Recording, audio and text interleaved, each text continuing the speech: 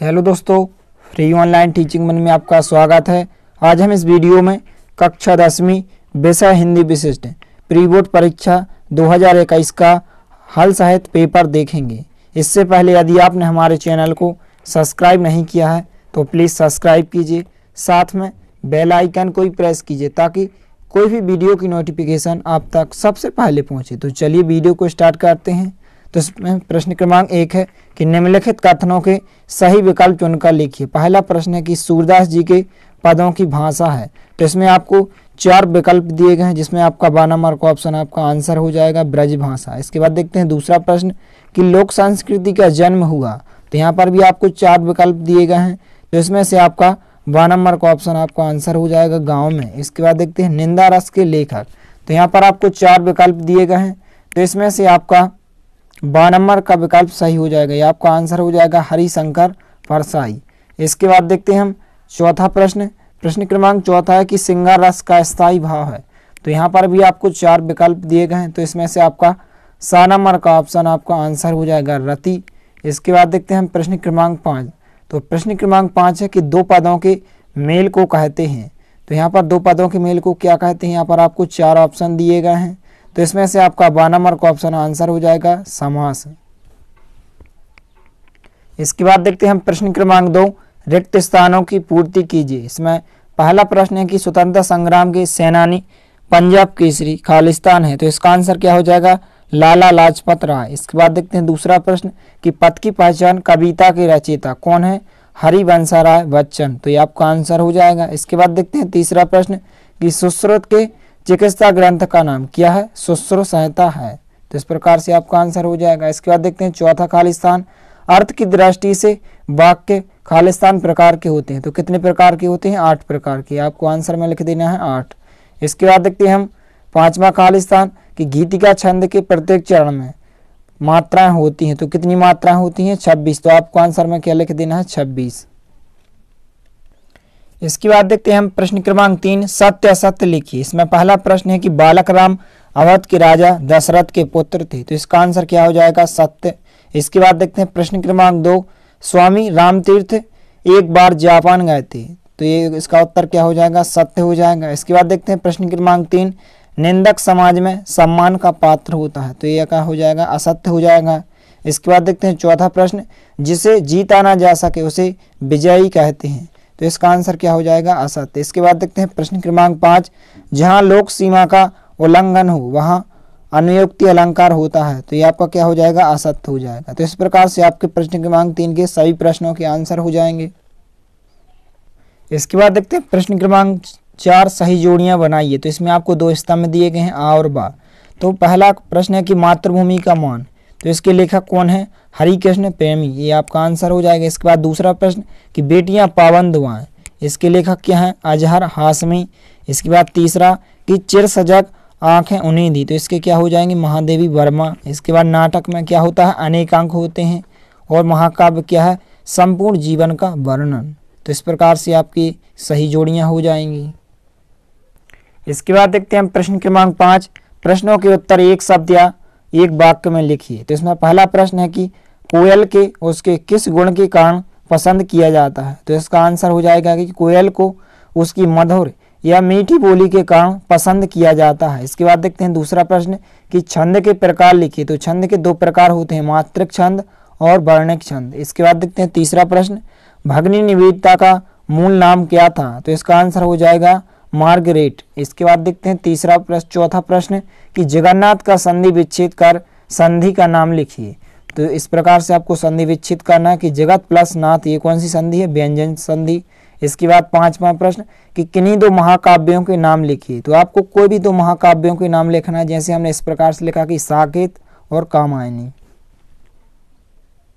इसके बाद देखते हैं प्रश्न क्रमांक 6 कुब्जा कौन थी, उसका उद्धार कैसे हुआ। इसके अथवा का प्रश्न है कि तुलसीदास जी के मन मंदिर में सदा कौन निवास करता है। तो इन दोनों प्रश्नों में से आपको कोई एक प्रश्न के उत्तर को लिखना है। तो जैसे हम देखते हैं इस प्रश्न का उत्तर कि कुब्जा अत्यंत कुरूप कुबड़ी कंस की दासी थी, उसका उद्धार श्री कृष्ण ने किया। इसके बाद देखते हैं हम प्रश्न क्रमांक 7 कि कृष्ण के कुंडलों की आकृति कैसी है। इसके अथवा का प्रश्न है कि किसके अंग अंग पुलकित हो रहे हैं। तो हम इस प्रश्न का उत्तर देखते हैं कि गोपाल या कृष्ण की कुंडलों की आकृति मकर यानी कि मछली की भांति है।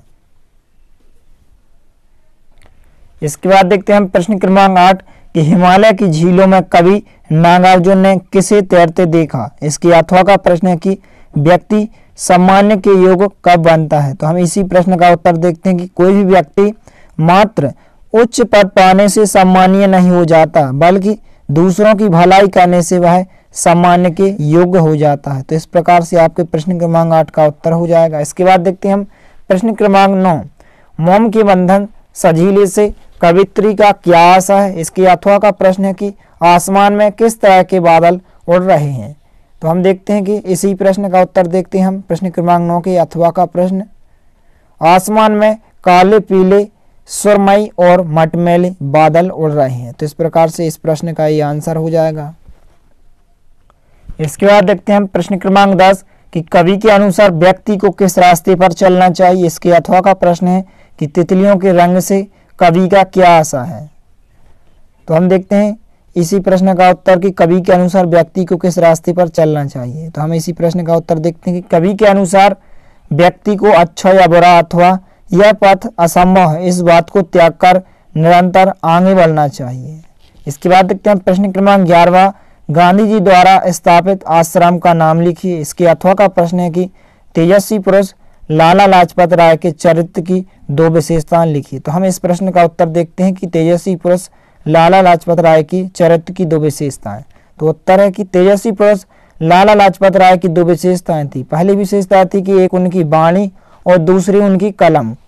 यहाँ पर लाला जी ने देश की गुलामी के समय अपनी वाणी और कलम दोनों के माध्यम से देशवासियों के हृदय में अपने देश के प्रति प्रेम जागृत किया, जिससे देश के नागरिक अपने हक के लिए खड़े हुए। तो इस प्रकार से आपके प्रश्न क्रमांक 11 का उत्तर हो जाएगा।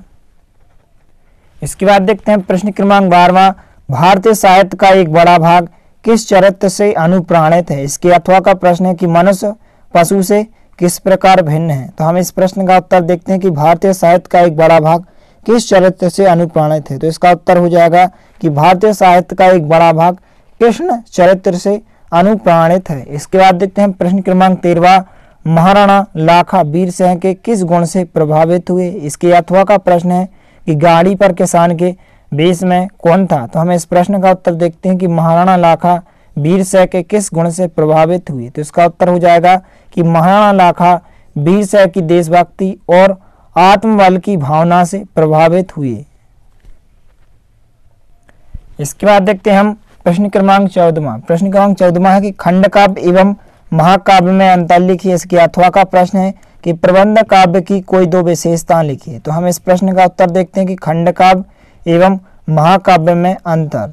तो यहाँ पर आंसर हो जाएगा कि खंड काव्य या महाकाव्य में अंतर। तो खंड काव्य ये महाकाव्य, खंड काव्य में क्या होता है कि जीवन की किसी एक घटना का वर्णन होता है।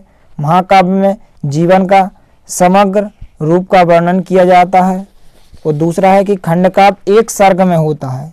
इसमें क्या होता है कि महाकाव्य में 8 या उससे अधिक वर्ग या सर्ग होते हैं। इसके बाद तीसरा अंतर है कि इसमें श्रृंगार व करुण रस प्राय प्रधान होते हैं। इसका है महाकाव्य का कि इसमें शांत वीर अथवा श्रृंगार रस में से किसी एक रस की प्रधानता होती है। तो इस प्रकार से आपको खंड काव्य और महाकाव्य में अंतर लिख लेना है। इसके बाद देखते हैं प्रश्न क्रमांक 15 कि दीपक से मानव जीवन की तुलना किस रूप में की गई है। इसी के अथवा का प्रश्न है कि कवि ने बेटियों को गौरव कथाएं क्यों कहा है। तो हम इसी प्रश्न का उत्तर देखते हैं कि बेटियां हमारी गौरव कथाएं गाथाएं। बेटियों में त्याग, तप, गुण, धर्म और साहस होता है। वे त्याग की तो सजीव मूर्ति हैं। वे दुख को भी हंसकर सह लेती हैं। अपनी सहनशीलता के कारण परिवार को टूटने नहीं देती। अपने परिवार को छोड़कर जाना और किसी दूसरे अपरिचित परिवार को अपनाना किसी तपस्या से कम नहीं है। तो इस प्रकार से यह आपके इस प्रश्न क्रमांक 15 का आंसर हो जाएगा।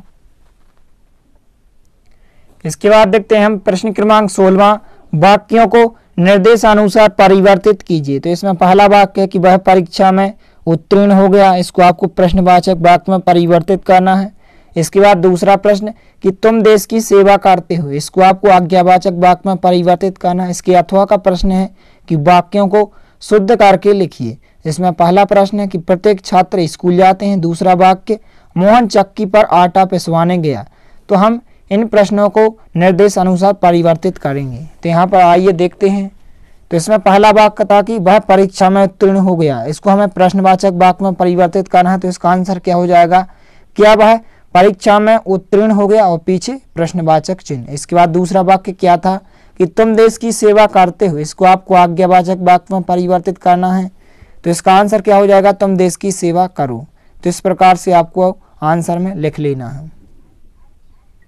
इसके बाद देखते हैं प्रश्न क्रमांक 17वां कि सुश्रुत संहिता का संक्षिप्त परिचय दीजिए। इसके अथवा का प्रश्न है कि यक्ष के संसार के सबसे बड़े आश्चर्य संबंधी प्रश्न पर युधिष्ठिर ने क्या कहा।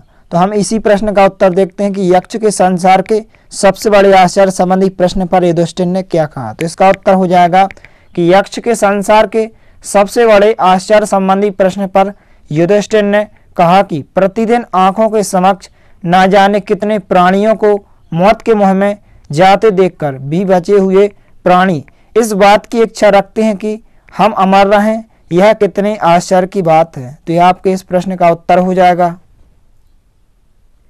इसके बाद देखते हैं हम प्रश्न क्रमांक 18वां कि निम्नलिखित का संधि विच्छेद कर संधि का नाम लिखिए। तो इसमें आपको शब्द दिए गए हैं सदाचार, जगदीश, विद्यालय। इसकी अथवा का प्रश्न है कि निम्नलिखित शब्दों का समास विग्रह कर समास का नाम लिखिए। तो आपको कुछ शब्द दिए गए हैं जैसे भाई बहन, रसोई घर, दशानन। तो हम क्या करेंगे, संधि विच्छेद और संधि का नाम लिखेंगे। तो यहाँ पर आप देख सकते हैं पहला शब्द था सदाचार। तो संधि विच्छेद क्या होता है, सत प्लस आचार। ये कौन सी संधि है, व्यंजन संधि। इसके बाद दूसरा शब्द जगदीश। तो इसका संधि विच्छेद क्या होगा, जगत प्लस ईश। ये कौन सी संधि है, व्यंजन संधि। इसके बाद तीसरा शब्द विद्यालय। तो विद्या प्लस आलय, ये कौन सी संधि है, स्वर संधि। इसके बाद देखते हैं हम प्रश्न क्रमांक 19वां वक्रोक्ति अलंकार की परिभाषा उदाहरण सहित लिखिए। इसके अथवा का प्रश्न है कि वीर रस की परिभाषा एवं उदाहरण दीजिए। तो इसका वक्रोक्ति अलंकार का हम आंसर देखते हैं कि जहां किसी उक्ति का अर्थ जानते हुए कहने वाले की आशा से भिन्न लिया जाए वहां वक्रोक्ति अलंकार होता है। जैसे कौन तुम, प्रश्नवाचक चिन्ह, हैं घनश्याम हम, तो वर्षों कित जाए। यहाँ राधा ने घनश्याम का अर्थ जानते हुए भी श्री कृष्ण न लगाकर बादल लिया है, अतः यहाँ क्या है, वक्रोक्ति अलंकार है। तो इस प्रकार से आपके प्रश्न क्रमांक 19 का आंसर हो जाएगा। इसके बाद देखते हैं हम प्रश्न क्रमांक 20वां छायावादी काव्य की विशेषता लिखिए एवं आवश्यकताएं भी लिखिए। इसके अथवा का प्रश्न है कि प्रगतिवादी काव्य की विशेषताएं लिखिए एवं किन्हीं दो प्रगतिवादी रचनाओं के नाम लिखिए। तो हम इसके अथवा के प्रश्न का उत्तर देखते हैं कि प्रगतिवादी काव्य की विशेषता निम्नलिखित हैं। पहला कि शोषितों से सहानुभूति, दूसरी विशेषता की आर्थिक व सामाजिक समानता पर बल, और तीसरी विशेषता नारी शोषण के प्रति मुक्ति की आवाज। इसके बाद चौथी विशेषता प्रतीकों का प्रयोग। इसके बाद देखते हैं हम कवि का नाम एवं रचनाएं। तो यहाँ पर पहली रचना किसने की, नागार्जुन ने, युगाधार। इसके बाद दूसरा शिवमंगल से सुमन, हिल्लोल, और तीसरा केदारनाथ अग्रवाल। तो इनने किसकी रचना की, युग की, गंगा की। तो इस प्रकार से हमने आपको इस वीडियो में 20 प्रश्नों के हल सहित सॉल्यूशन उपलब्ध करा दिया है। इसके अगले वाले वीडियो में हम आपको प्रश्न क्रमांक 21 से प्रश्न क्रमांक 28 तक सभी प्रश्नों के हल सहित सॉल्यूशन उपलब्ध करा देंगे। यदि वीडियो पसंद आए तो प्लीज़ लाइक कीजिए, दोस्तों के साथ शेयर कीजिए, और यदि आपने हमारे चैनल को सब्सक्राइब नहीं किया है तो प्लीज़ सब्सक्राइब कीजिए। धन्यवाद।